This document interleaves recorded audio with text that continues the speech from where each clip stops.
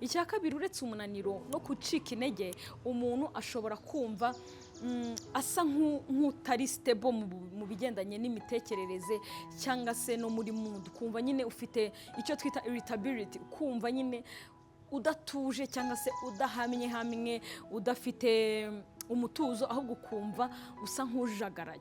Ikindi cya gatatu gishobora kukubaho nuko ushobora kumva ufite apeti nkeya bitewe nuko ufite iyi vitamine B1 iri hasi. Ubundi kugira iyi vitamine B1 iri hasi hari n'igihe iyo bibaye by'igihe kirekire cyangwa se ikaba iri extreme cyangwa se bikabije kuba ari nkeya mu mubiri wawe, umuntu ashobora kurwara indwara twita beriberi. Beriberi ni ubwoko bw'indwara ikomoka mu kugira vitamine B1 nkeya cyane mu mubiri. Iyi ndwara rero iyo umuntu afite iyi vitamine nkeya ashobora kugira ibibazo mu bigendanye n'imikorere y'ubwonko nk'uko twabibonye ko ifasha ku bwonko ndetse n'ibigendanye n'amanaves, imitsi yumva, akagira ibibazo byo kugira imbaraga nkeya ku buryo umuntu ashobora kunanirwa no kugenda.